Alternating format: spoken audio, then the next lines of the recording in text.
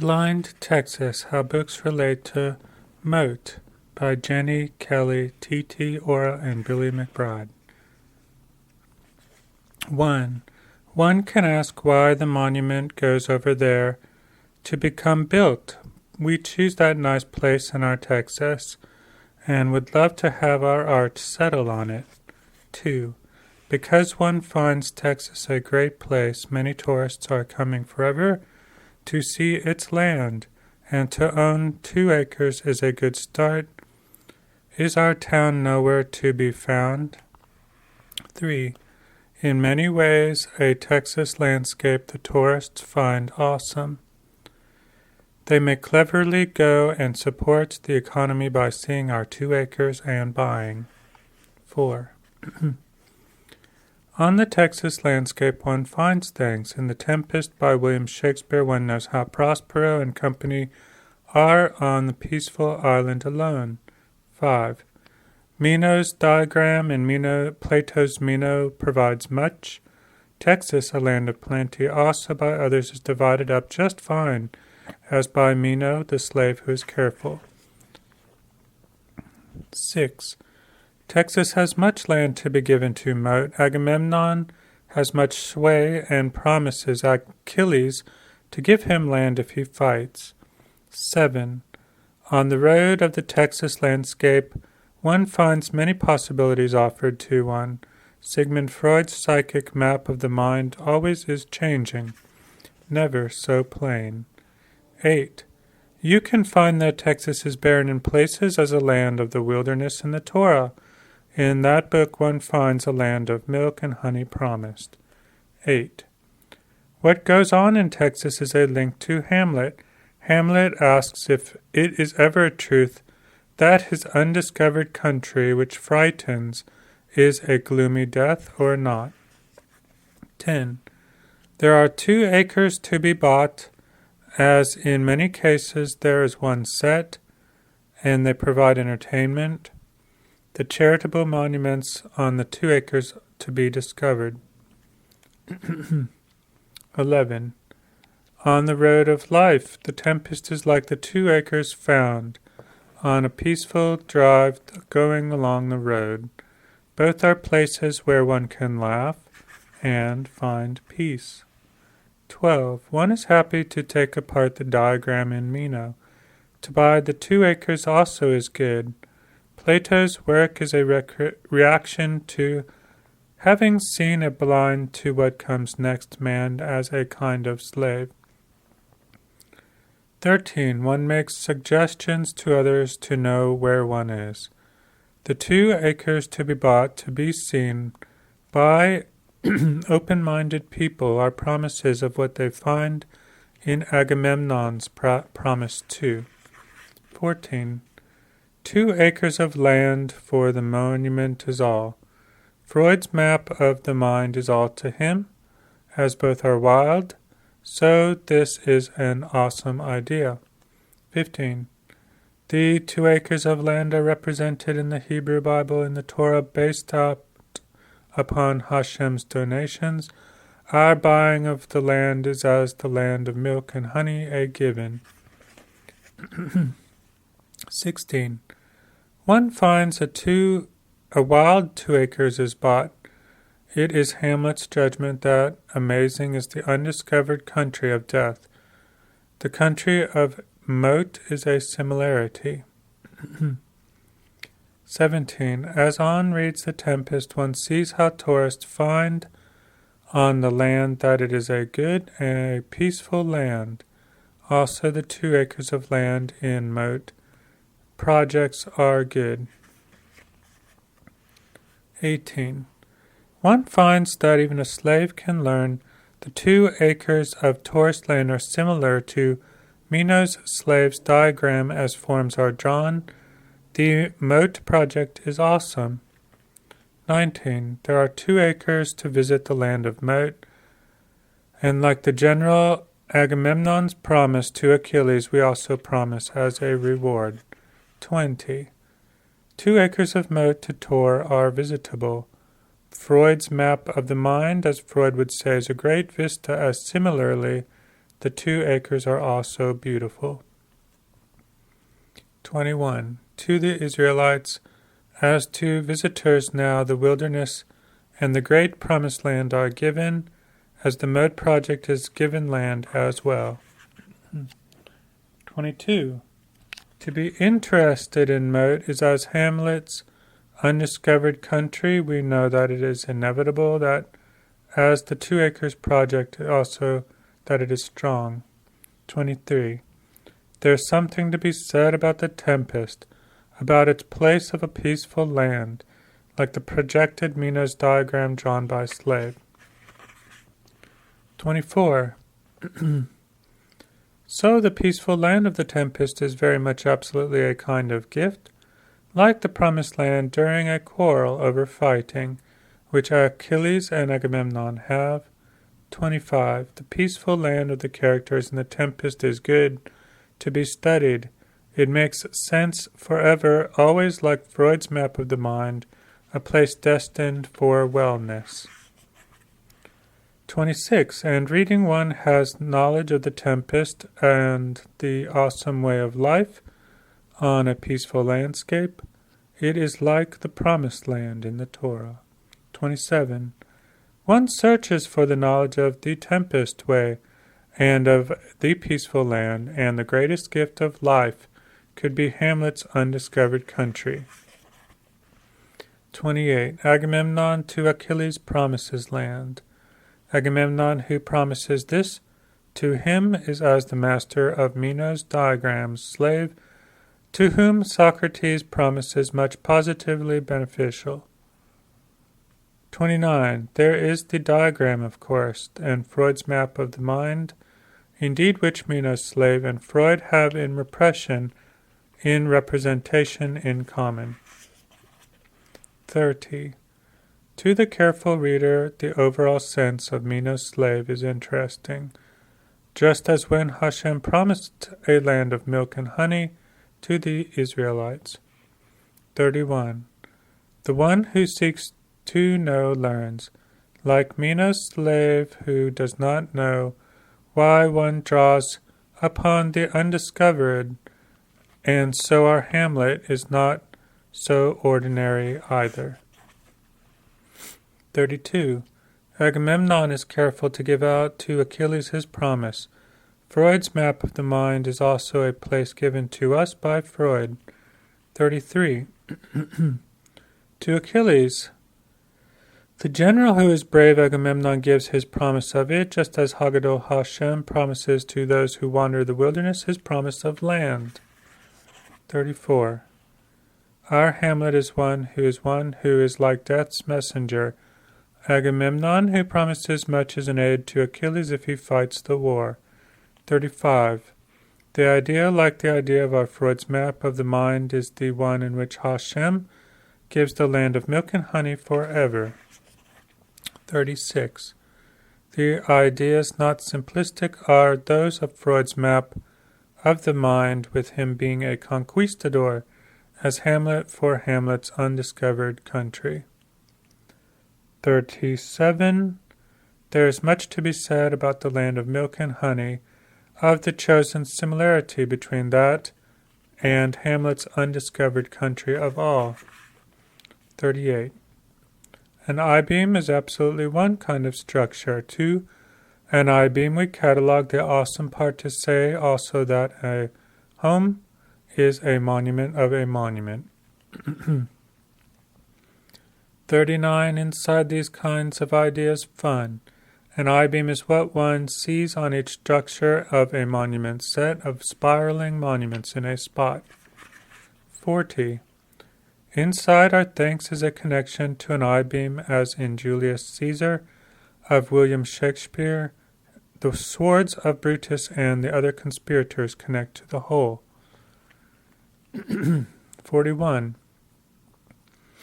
Inside our minds, we can also know an I-beam is multifunctional, like the jail bars which hold Plato's Socrates in Athens. 42. An I-beam idea comes to us as mote. The I-beam of mote is a very important material, like the spears in Homer's Iliad to the men. 43. Totem poles are studied by Freud. A mote I-beam connects also to them and connects in a way with, figuratively, Freud's tribe's notion of even stacking up. 44.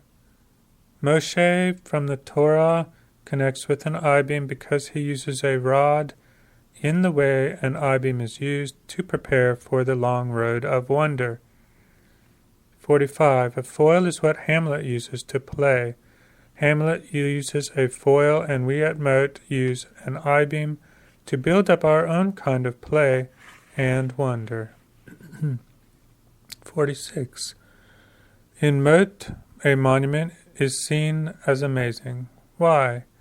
A monument of mote and swords are big challenges. This is how it relates to the swords of Brutus and Co. 47. In our mote there lies the idea of constructing a monument. This is a wrap like the jail bars of Socrates, which all could see surrounded him in Athens. 48. It is important for us to also link the monument to the uses of the spears of Homer's men in the Iliad for causes they were and are used. 49. One seeks an understanding of how a monument of mote may be understood. We do seek the connection that a Freudian tribe totem pole comes close to it. 50. Where Moshe used his rod to get by a single monument of mote is a part again which aids in the way all think about freedom. 51. The overall connection is there. A mote monument does, in a playful way, link to our Hamlet's use of a foil, is as it is important to discover. 52. A monument set is great, and to be tourist and to see it is wonderful, and in intensities it has similarities with the sword of Brutus and the conspirators. 53. Overall, mote monuments are useful for charities. Similarly, in Athens, Socrates was in jail without complaint. An overall purpose of all of us may be to be as happy as we can be. 54. The physicality of the monuments of our own good mote monument sets are as real as the spears of Homer's men. Like spears, monuments are used to move the ideals of us to help others out. 55. There is much to add about the good monument set and how it links to life, so between it and our writer's Freud's totem pole much is there. 56. Here at Mote we build up now the monument set. Moshe also built up his confidence in Hashem since, like a boost, the rod worked. 57. The mote monument set is something which wraps around and can tie into the overall scenario of the play's sword play in Hamlet. 58. The swords of Brutus and the other conspirators relate to the bars of steel in a jail, the one confining Plato's Socrates who dies. 59. Inside the play of William Shakespeare, Brutus and the conspirators are against Julius Caesar, and their swords speak as Homer's men's spears speak. 60. The swords of Brutus and company help to make up a firm relation between them and the totem poles of the various tribes who need power. 61. Between the fallen rod of Moshe and the swords of Brutus and the conspirators a relation of powerful sway is created since it obviously emerges. 62. There is a passage of relation twixt the swords of Brutus and company and some other objects in literature like the foils of Hamlet and Laertes. 63.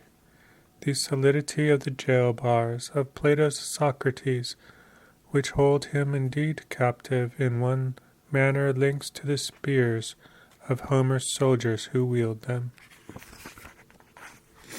64. It is not impossible that one might find how now the jail bars of Socrates within his prison relate to our Freud's totem pole's rigidity. 65. In order to find a clue, one might think about the jail bars of Socrates. One is to meditate also upon them and the staff of Moshe together. 66. Socrates' prison bars, which in Athens kept him unfree, relate in a strange way to Hamlet's foils because the projections are both treated as silly by their characters. 67. One finds interesting a relation twixt Homer's men's spears used in war and Freud's tribe's totem pole used for making a threat. 68. To the soldiers fighting in the Iliad, Homer's men's spears are tools which are as important as now the rod of Moshe's for threatening. 69. The spears of Homer's men are just as symbolically significant to their story as the foils of Hamlet and of Laertes, though just not obviously as deadly. 70. Freud's totem pole is an object of magic regularly used by the tribes, as the staff of Moshe in the Torah in Exodus is a miracle of Hashem. 71. Freud's totem pole is an object of rivalry, as Hamlet's foils are to the characters who use them, and both relationships are connected. 72. The rod of Moshe is a seriousness, but the foils of Hamlet and Laertes who play are used for sparring, are also secretly serious weapons. 73. Excellently, people have to go to see the moat monument sets. In time they see how they must be near them and people must walk around them. 74. In time, as the moat monuments occur, people must take a trip to visit them. Afterwards, when tired, these people must go back home. 75. When many people just must visit moat monuments in Texas in awe, just as Shakespeare's King Lear ventured off into the wilderness. 76. Many others indeed who are able so must go to see and experience them with their eyes and senses. The moat projects like coming out of Plato's cave. 77. Others happen to experience the moat project in person, as the men in Homer's Iliad who venture from camp in the day and night. 78. Many of those people are like those who seek a remedy through psychoanalysis. Visiting a moat project, many tend to their curiosities. 79. It becomes important to study how those who go to see the moat monuments set are just as determined as Abraham from the Torah who went to Egypt. 80. Those who go to see the moat monument are happy to have the chance. They are as Hamlet himself to London with friends. 81. It becomes excellent that lots of people walk around the monument set of the moat builders to return eventually home. 82. Walking people who experience the monuments on the landscape in the fields of Texas are, as King Lear, who wanders around lost to see things for himself. 83. Many of those who walk around the monuments are like the prisoner who came out of the cave into the light for the first time. 84. People walk around the monument sets in the fields and they relate to Homer's men who walk around in places beyond their camps. 85. In Texas, the monuments of moat are built for others to walk around and experience. Like analysis becomes a plan for the patient going to therapy to be healed. 86. People visiting monuments with many others who are walking around have an important time going far beyond their own neighborhoods, like Abraham, who with Sarai visited the farther Egypt. 87. Like Hamlet going to London, people who go walking around the field to experience the moat's monuments set are satisfying one need to find solitude. 88. The monument set of moat may be visited by many others. In the similar way, Mad King Lear had an adventure in the fields of England. 89. Those who visit the moat field monuments return home from their experiences with much to say, like the freed prisoner of Plato's Republic who went back to his earth dwelling. 90. People who return home from their trip to visit the moat projects as the men who fight at Troy went back to their camps refreshed also. 91. One who remembers the books one reads experiences much to build upon, like how there becomes a building relationship of going to therapy and a going to visit a series of monuments. 92. One goes happily home after visiting the moat project, just as Abraham and Sarah were sent back to their homes by the Pharaoh of Egypt long ago. 93. Others go back to their origins when seeing the moat series of monuments in the fields, and this experience is like Hamlet's who returned from his adventures in London. 94. King Lear, when mad, wandered into the wilderness. Similarly, Plato's cave-dwelling prisoner wandered into the light of the real world. 95. In the play, King Lear wandered around alone, just as many soldiers fight one-on-one in Homer's Iliad, one fight at a time. 96. It is excellent to relate this. Mad King Lear wandered in the wilderness as others who have a need for psychoanalytic therapy. 97. King Lear walked around alone in England, and Abraham and Sarah turned back from Egypt to their homes, and they are tied together, these concepts. 98. King Lear was mad as a result, went into his self like Hamlet, who went to London to be more solitary. 99. Plato's cave prisoner walked into the light, and like the men of Homer's Iliad, who returned alive from fighting, had experiences of the greatest adventures. 100.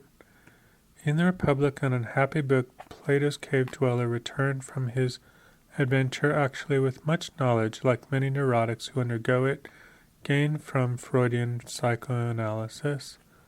101. Excellently, Plato's cave dweller was much like the pair of Abraham and Sarai, who returned back to their home illuminated. 102. Plato's cave dweller returned back to his cave as Hamlet returned back from London. Both incidents helped the characters know something better. 103.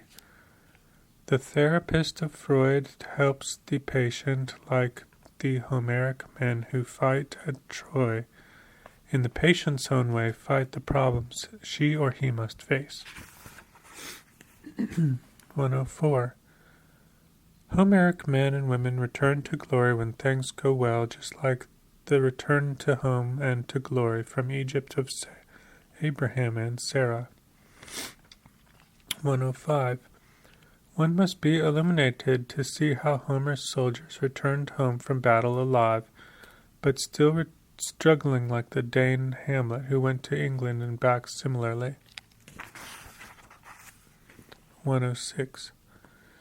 Freudian psychoanalysts are therefore the neurotic who needs help, who goes and returns home.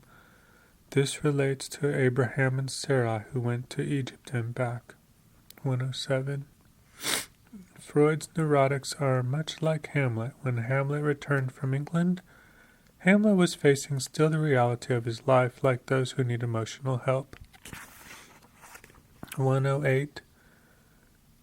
Abraham and Sarah returned back from their adventure in Egypt. Hamlet returned back from his adventure in England. All were troubled. Finis.